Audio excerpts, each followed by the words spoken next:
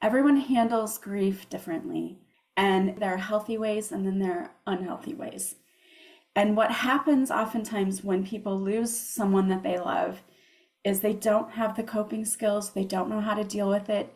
And so they turn to things like drugs or alcohol or bad relationships, toxic relationships, anything to avoid feeling the pain that they have to feel. Hello, my friend. Welcome to the Gabby Rosalie podcast, a platform devoted to expanding our lives by connecting to the wisdom of the collective.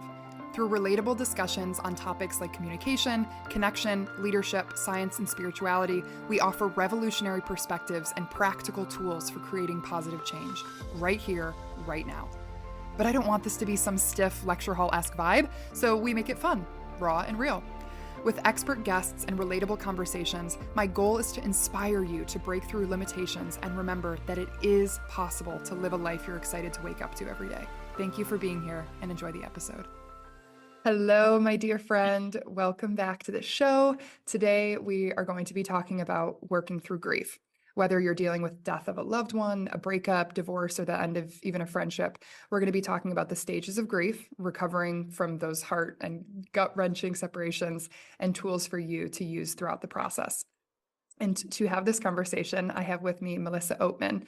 And Melissa is a healer, channeler, spiritual teacher, and intuitive. She teaches German as well. Had to throw that in there because I think that people who speak multiple languages are so cool. Melissa hosts Awaken Your Inner Awesomeness, a weekly podcast dedicated to improving lives and deepening spirituality. She's the author of 2 books, Beautifully Broken, The Spiritual Woman's Guide, and Beautiful Mourning, A Guide to Life After Loss. And that is the book that really inspired today's conversation. So we're going to be talking about a guide to life after loss and the stages of grief and Melissa's experiences. She's a single mother of twins and she's passionate about helping others. So it's not just grief. There's a lot of beautiful things going on in her life and in her gifts that she's sharing. And she helps really heal others and helping them find a life that they love. And I always love having guests on the show that are really making a living out of guiding others through situations that they once faced themselves, because I think that that is where our gifts are most called to be expressed. And I think that it's such a beautiful way of supporting each other throughout the human experience. And I really feel it on my heart deeply that today's episode is going to help support a lot of people in dealing with grief. So Melissa, thank you for being here and welcome to the show. Thank you so much for having me. I'm excited to be here. So tell us a little bit about your book, A Guide to Life After Loss. I want to hear from you what gave you the call to write this book. So for me, I went through a period where I lost 4 really important people in my life in a relatively short amount of time. It started in 2019. So my great aunt, she lived next door to us growing up, and my mom was also a single mom, and she took care of us a lot when my mom had to work. So she was more like a grandmother figure because my dad's mom lived far away, so we didn't see her that much. She was a grandmother figure, and she passed away in September of 2019. And then my kids turned 18. I was teaching at their school. It was my first year teaching at their high school. I had my daughter for German. She was in my German 4 class. And I got a text message from my ex-husband's, their father, his brother, which I knew was bad because I never talked to him. We had been divorced since my children were almost 2. And I knew this was not a good thing. So I excused myself out in the hall to take the call. And he informed me that his brother took his life that night before. And so I'm hearing this news that my ex-husband has committed suicide and my daughter is sitting just feet away from me. So I had to go back into the classroom and act like nothing. I hadn't just heard the worst news that I'd heard in my life. And so I had to, for a half hour, just try to get through the class. And the bad thing was that my son and my daughter, because they're twins, they both would come into my room to eat their lunch because they didn't want to eat in the cafeteria. So my son comes in then, and so I have another half hour where I have to I wanted to cry, scream, throw up, all the things, and I could not react. So I'm texting my mom, what do I do? This just happened. And Wow. my children leave my classroom, and it was my lunch. And I called my mom, and my mom said, go home. She said, just go tell them you need to leave. So I had to go, and I'm a first year teacher at this school. I don't really know anybody. And I go to the secretary, and I have to tell her, and I just break down sobbing because I had held it in for an hour. So they got me a sub, and my mom and my brother both came to join me, and we were trying to figure out, okay, how do we tell them? What do we do? And my kids came home, and we had to give them the news, and it was the worst thing ever. Like, I never want to hear my daughter scream like that ever again. So that was the first thing that was just horrible. And they had just turned 18. Their birthday was like a couple of weeks before that. Well, then COVID hit. COVID hit in March. So we had to go on remote learning. Their prom was canceled. Graduation was, they did have one, and it was, I think my school did an amazing job of, they did like a red carpet thing where one student at a time would come in and everyone would applaud for them. So that was kind of cool. But it was just a horrible time. And, then they're getting ready for college, and my daughter's going to go away to college, and just all the things. And that summer, my mom was diagnosed with pancreatic cancer. And at first, they said, well, it's in the tail, not the head. We can do this modified surgery, and, I think it'll be okay. And I always tell myself, I think had this happened at a time that wasn't COVID, she might have survived. But we had to go through just the heart-wrenching ordeal of watching her fade because she lost so much weight. She had to go through shaving her head for chemo, and we watched her get better. She started to slowly get better, and then it just fell apart again. It was just a heart-wrenching experience and hard to cope with. And then in the middle of my mom having pancreatic cancer, my grandmother, who was at a nursing home, we had moved her to a nursing home a few years prior to that, she passed away while my mom was still sick. And we had to, deal with that and in the middle of COVID. And so, of course, we couldn't have a service that you would normally have because of COVID. It was just insane. And so it was like all of these things piled on. But the most, I think, painful experience was losing my mom because I was very close to her. And when all of these other things happened, it was like, who do you go to? Oh, I'm going to call my mom. Oh, I'm going to text my mom. And you went from that to, okay, who do I call? Who do I call now? Who do I have? Which I have a twin sister also. So it's been like we've been each other's rocks and support, but not only dealing with the grief. And I think this is the thing that I don't think people talk about enough is what happens after you lose someone.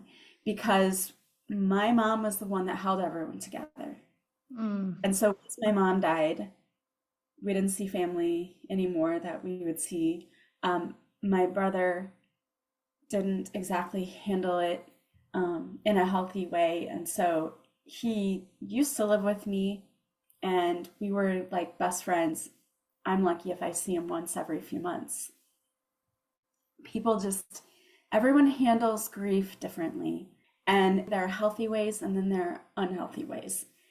And what happens oftentimes when people lose someone that they love is they don't have the coping skills, they don't know how to deal with it.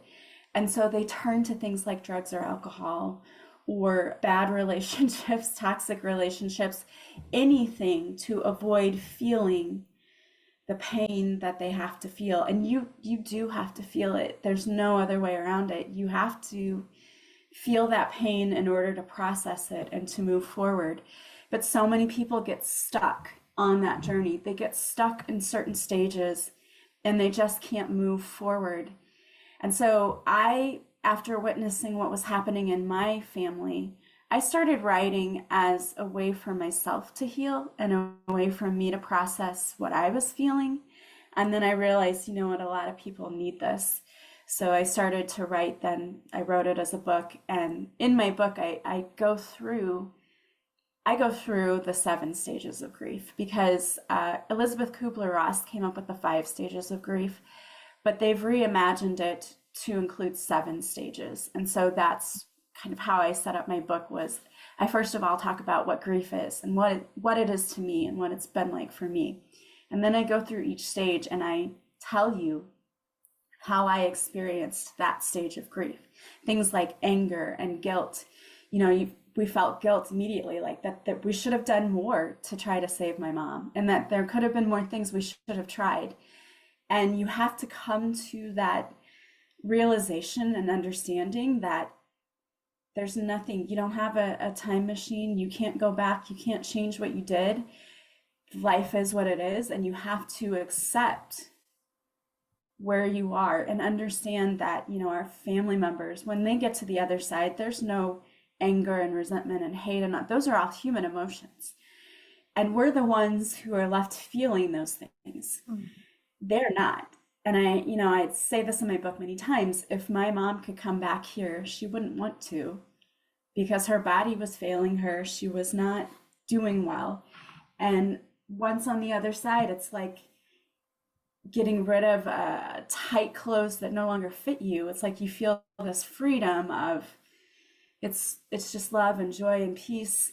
And it's not like that here on earth. And so we have to, as hard as it is, we're the ones who are left with those emotions.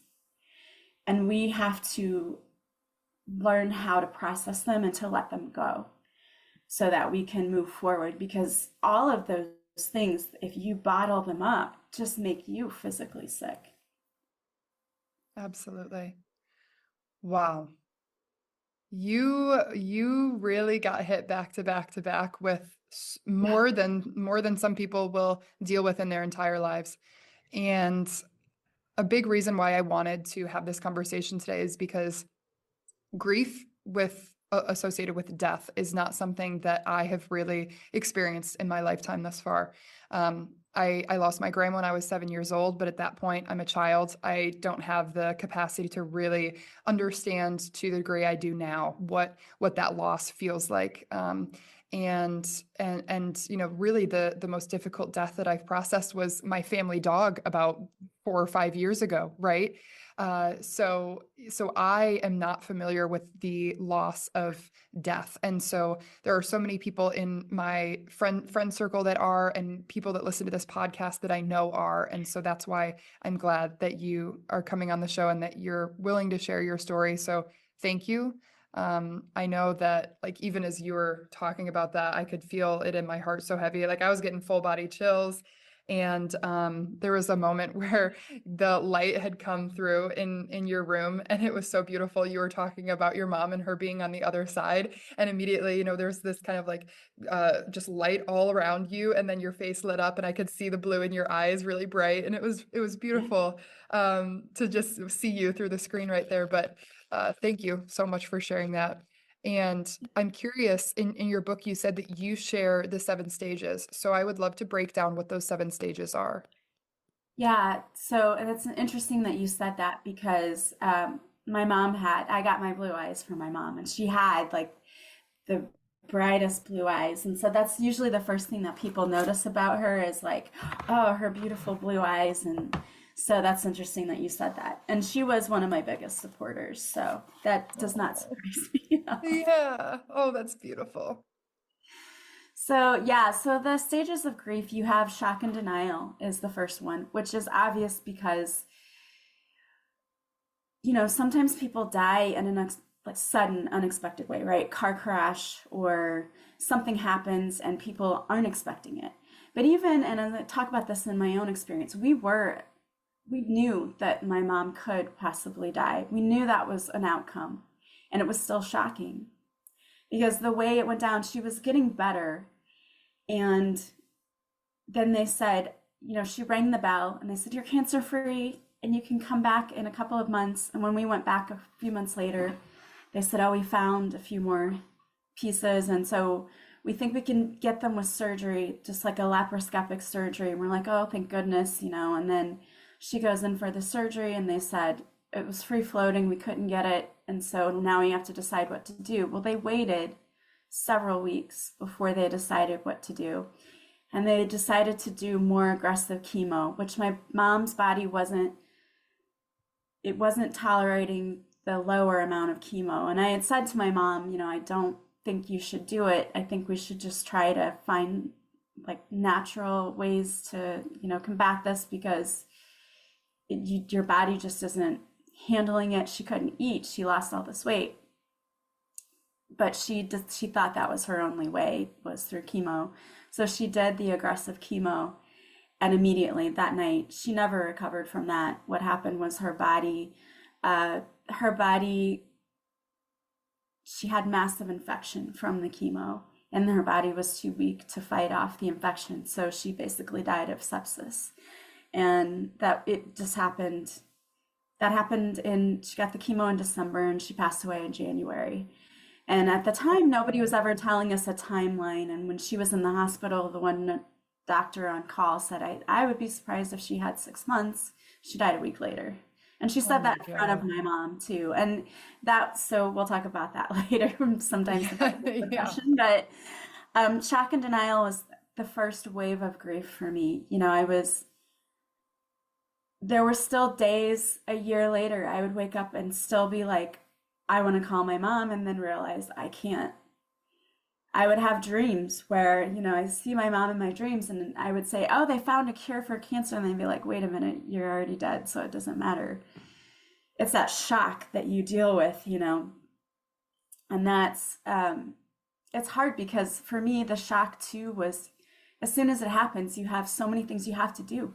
You have to call the funeral home. You have to plan the service. You have to get clothes, You have to write the obituary. You have to plan the meal after the service. There were so many things that I felt like the first week after her passing, I know I ate, I know I got dressed, I know I talked to people, but I don't remember any of it, because it's, just it's the shock of going through, like, you do what you have to do to get through it. And the thing about being at the wake, you're comforting everyone else. You're not necessarily getting to process your grief, because everyone's coming up to you and you're comforting them. And she was a teacher and she had lots of students who came and they were just sobbing. So we're trying to make them feel better. The wake is really for other people. It's not really that much for the family, because you don't have a chance to really process anything then. And it's such a blur. So that's the first wave that I talk about. And the second stage is the guilt, because once that shock settles down, then you start thinking like, why didn't we tell her don't do the chemo? Or why didn't we try this? Or why didn't we try that? And I know my sister and I went to a grief group, and so I talk about this in the book, but there was a woman there whose grandson passed away from a drug overdose. And she was not happy with the choices he was making in life. And so her last conversation with him, she yelled at him. And then she never heard from him again. And so a lot of people will have guilt because of the way things were left, things you didn't say or you didn't do.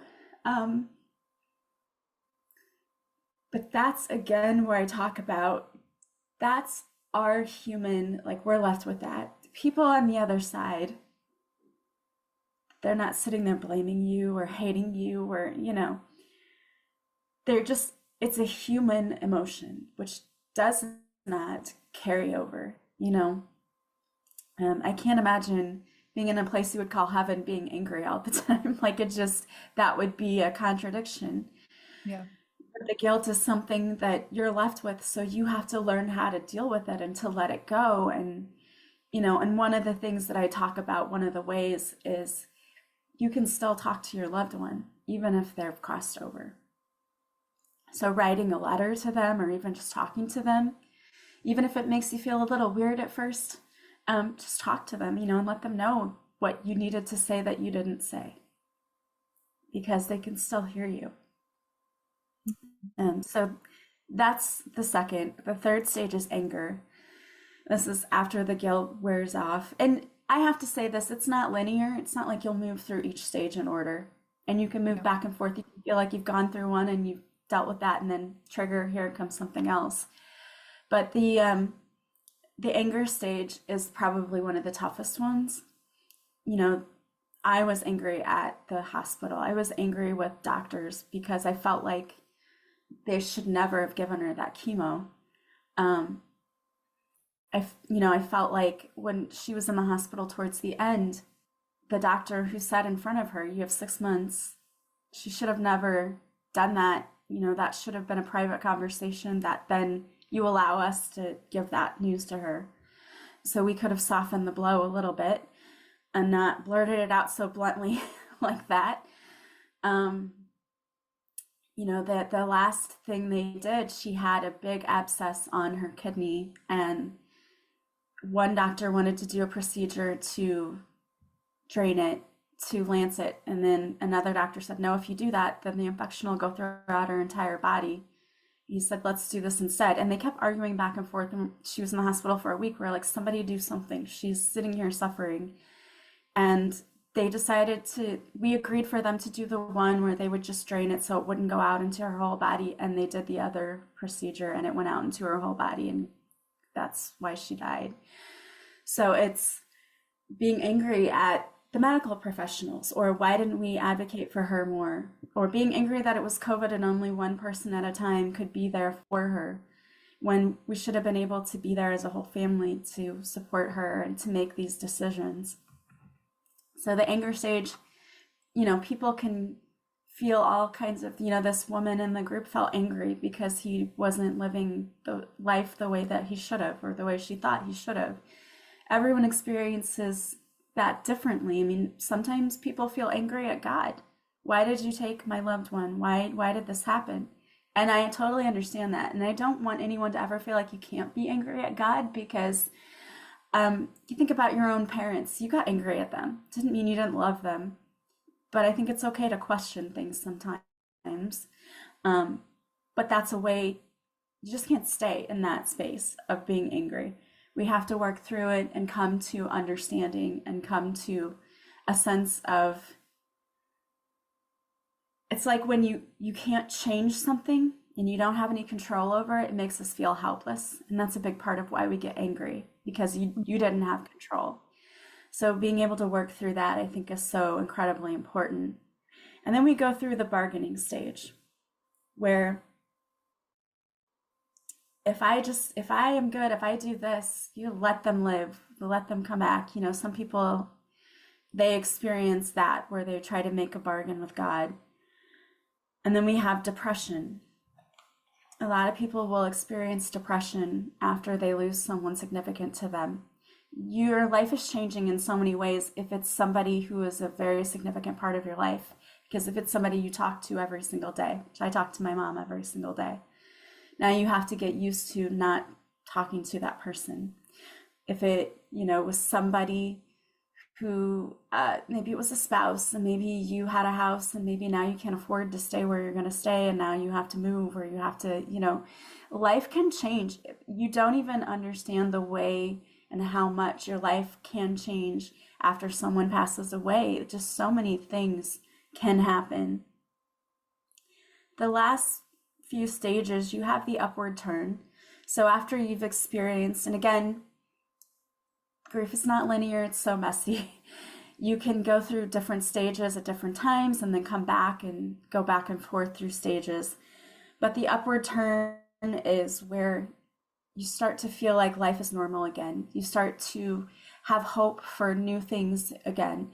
For some people, that might look like, okay, I'm going to start dating again if their partner has passed away, or at least have the possibility that maybe I might want to start doing that. Mm-hmm. If you lost a child, it might be, okay, I'm going to go in their room and I'm going to try to start putting things away. Maybe, for my kids, it was, well, I'm going to go ahead and go to college. I'm going to go to school. I'm going to go away. I'm going to continue on with my life. And then you have the reconstructing, which is trying to put your life back together again. Okay, so how do I go on now that my person's not here? Now I have to reconstruct my life around not having this person here. And so that included holidays. Okay, we always had Easter at my mom's house. Okay, so my sister's going to host Easter now. Okay, Christmas Mm. Eve's still in my house. You have to, it's things you don't think about. When other people talk about losing someone, you don't think of all of the ways that that affects you and your whole family. So that's another one. And then you come to acceptance. And I look at acceptance like this. I didn't want this thing to happen, but it's happened. And now I have to be okay with it, and I have to move forward, and I have to keep living. And so for me, that's kind of what acceptance is. Acceptance doesn't mean that, oh yeah, I'm happy that, this person's gone. That's not what it means. It means I don't have a choice. I couldn't control this. This bad thing happened that I didn't want to happen, but there's nothing I can do about that. All I can do is focus on myself and my healing and how can I move forward and how can I live in a way that would make my mom continue to be proud and to still keep her a part of everything that I do. Mm. So, that's part of the acceptance stage. And I included a few extra chapters in there about how to ask for signs from your loved ones, how to know they're still near you, how grief can be the greatest teacher that you didn't ask for, and how you can find your own strength through grief. And so that's basically my book in a nutshell. But I am a firm believer that we have kind of a blueprint of our lives before we ever come here. And there are things like we have soul contracts that we make with people, and we come here to experience things. So before we ever came here, I made a contract that she was going to be my mom and that I would be her daughter. And that I would experience this great loss in order to help my soul grow and elevate. And so when you said, oh my gosh, you experienced all these things so quickly, and my own podcast listeners are like, you're insane when you say this, but I feel like I signed up for all of that because I wanted to learn as much as I could while I was here. And a lot of times the only way that you can learn is when you go through things that are uncomfortable. Those situations that are so painful are our greatest teachers. And it's, you can let it make you bitter, or you can decide that you're going to be better because of it. And so that's been my philosophy throughout life, and how I've gotten through everything is I have to deal with this hand that I have in front of me. Am I going to quit and give up and fold? No, I'm not. I'm going to figure out how I can make this the best that I can make it. And I'm going to keep going. And from that, that's how my podcast came about. That's how my books came about, how I've worked with people. And I think it's been an amazing blessing. And I know people would say, blessing, how could you call it that? It's been a blessing. It's brought me closer to my children because my daughter and she read my book and was like, oh my gosh, I'm so proud of this. It helped me. If I can help one person, then that's exactly what I came here to do. So that's kind of how I look at it.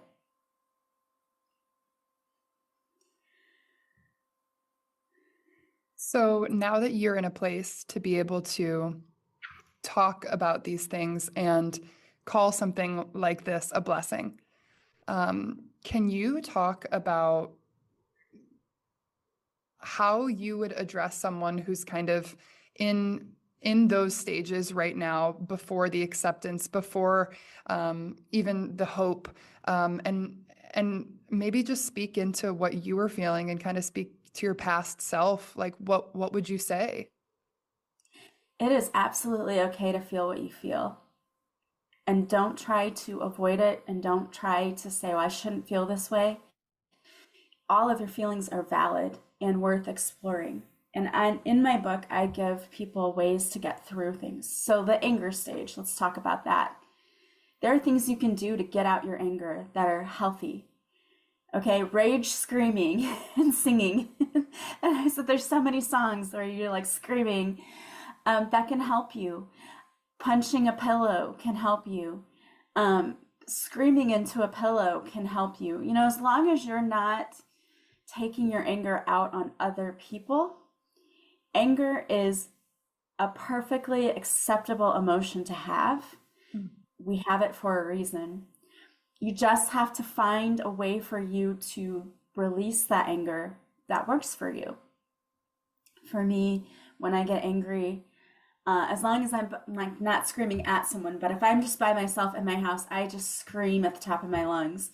And I'm like, why? And I get out everything I need to say.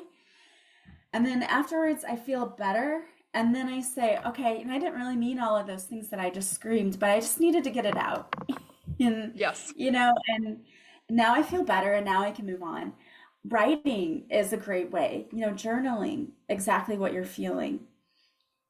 A lot of people, I think, try to do what maybe called toxic positivity, where we try to say, like, oh, yeah, I'm angry, but it's okay. I don't, no, no, no. You need to deal with it. You need to experience it. You have to work through it. You have to process it, or it just stays stuck in the body. It's going to come out. And I talk about this in my book. One time we went to a drag show. My friends, all of us, we went for one of my friends' birthdays. And there was a bachelorette party there at the table next to us.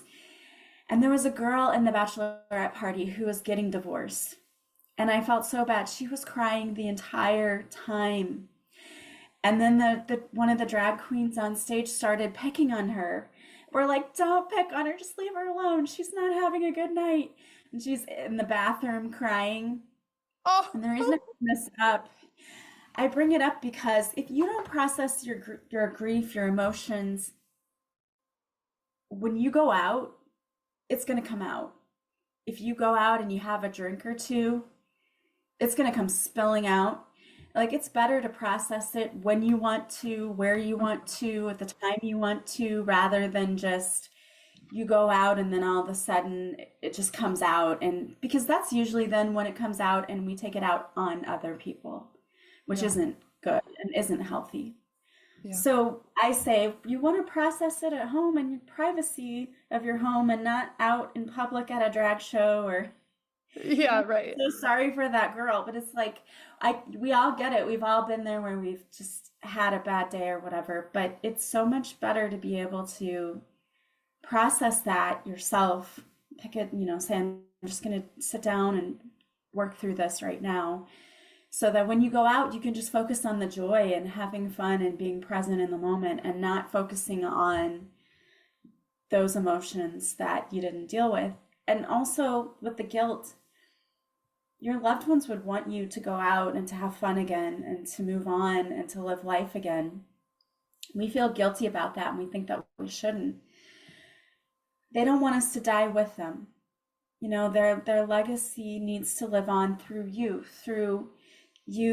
living your life, living your best life, and you can include them in parts of that. You know, at Christmas time, we have a moment where we just sit and tell stories about my mom. She would love that, you know, and she would want that. You can make them a part of your tradition still to keep their memory alive, but they would not want you to just stop living just because they're no longer living.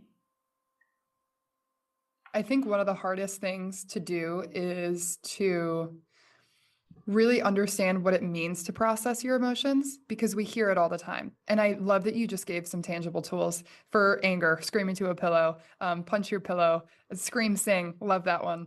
But I think that when we ponder the idea of sitting with our emotions, what does it really mean to feel your emotions? What's your take on that? Well, I think a lot of times, I know my generation, I'm Gen X, and we were told, you know, don't cry or I'll give you something to cry about. Or, you know, you shouldn't act up or do this or do that. And so many of us, and I talk about this in my book, so many people are walking around suppressing their emotions because we were told to do that. And you didn't want to make a scene and you didn't, you know, people will tell you, oh, you're too sensitive. Those are just lies people told you because they didn't want to have to deal with your emotions or whatever. But your emotions are so important and it is healthy to actually deal with them. So sitting with your emotions means if the tears come up and you want to cry, do it. do it. And if I'll tell this story, but after my mom died, I went to the doctor and I'm checking in and they give me my contact sheet and they're like, look everything over and make sure everything's good. Well, I see that my mom's my emergency contact. And I just started sobbing right there at the doctor's office. And I felt really stupid, of course, but the person working at the window I said, I'm sorry, my mom's my emergency contact. I was like, I have to change that. She passed away. And so she's like, oh my gosh, I'm so sorry. She's handing me Kleenex. That's going to happen. You're going to get triggered. Don't try to fight it, just work through that. Like, let the tears come. Excuse yourself if you have to for a minute. They're coming up for a reason because your body needs to process that. The triggers happen all the time. The first time you sign into Netflix and their username is still there, just all things you don't think about. So you have to take that moment. When we were cleaning my mom's house, we had to, sell her house and we had to go through and clean it all out. My daughter just broke down and just started sobbing. You have to give yourself grace. You have to give yourself that time and not say, well, I can't cry. I've got this to do. Don't do that to yourself. Just allow yourself to feel it because you have to feel everything you're feeling in order to move to a space of healing. And the longer you keep stuffing it down and saying, no, it's going to take you longer to heal, you feel so much better once you get to the other side. And to be honest, grief, you're going to grieve forever for that person. As long as you're here without them, you're going to grieve for them. But it gets easier and it gets better. And you can get through days where you don't cry or days where you're not mad or you're not this or that. But the only way to do that is to express what you're feeling when you feel it. Write it down. I have a podcast listener who writes beautiful poetry from her feelings. That's the interesting thing about when you process your emotions. Sometimes beautiful things come from painful places. So it's important. You may discover that you're a writer and you didn't know it, or you're a musician and you didn't know it, or you have these talents. Maybe a lot of people draw or they paint when they're feeling angry. Everything. There's so many different modalities of healing, and you just have to find what works for you. And I list a lot of different healing modalities in my book, and I say try them all. One you may say, that didn't work for me at all. Okay, move on to the next one. Just try the next one. You'll find something eventually that helps you and that works, and it's just going to make a difference, a world of difference. Your day gets a little bit brighter. Depression starts to clear up a little bit. You realize there's still so much to live for. So when you were talking about soul contracts, that's something that I believe in as well. And I'm just curious, now that you have been through these things that your soul signed up for before you came down to this experience, for someone who may be hearing soul contract for the first time, why would your soul sign up for something like that? Why do you think? We come here to learn certain lessons. Sometimes it can be, of course, we all come here to learn unconditional love. Sometimes we come here to, I believe personally, I came here to deal with abandonment issues and to work on that. And so you make this contract with the person. Like, I feel like I made a contract with my ex-husband to say, hey, let's come down here together. We're going to torture each other so that we can learn how to, like, for me, it was standing up for myself, using my voice, setting boundaries with people, learning how to love myself, because at that time, my self-esteem just plummeted, because when you're with someone who is a narcissist or just has toxic traits, one of the things they can do is just make you feel really bad about yourself, because that's how they kind of prey and control. And so I had to learn how to love myself again and to have more self-confidence and to set boundaries.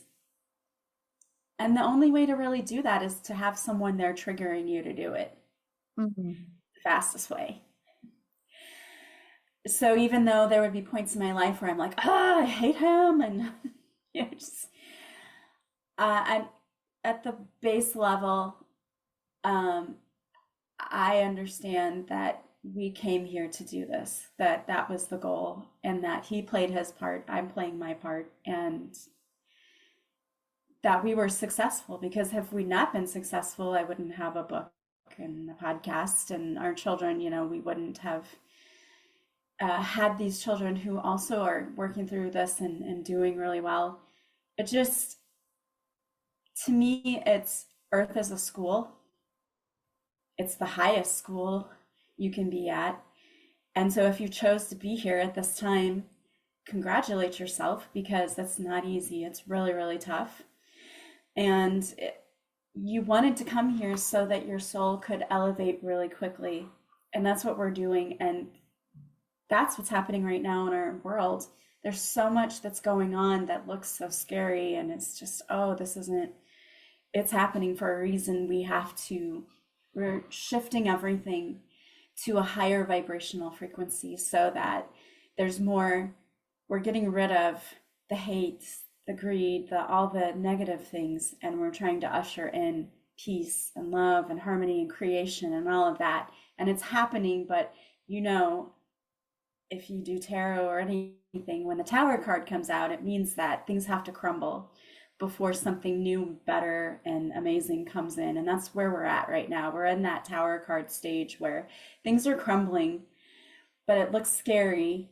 It's going to be okay, because it's ushering in like an amazing time of beauty and tranquility and creativity and all the things. We just kind of have to sit tight through that part. Yeah. And I think the more people that hold that vision, the more people that choose to think of this crumbling of the tower as making room for all of those things that you just mentioned. It's so important to hold the vision, because it can be difficult and you will be tested. But I feel like the souls right now who have awakened to their purpose, holding that vision is the most important thing that we can do for the world right now. It is, because we're helping others to awaken, and what I always like to picture is divine feminine energy coming in and anchoring into the earth. And as it's doing that, it's driving out the darkness. And that's what I envision. And it's happening, and you can see it. It's happening every day, where every day you hear something new that might sound scary, but really, when you think about it, it's just more people saying, wait a minute, no, no, no, no, we're not doing that.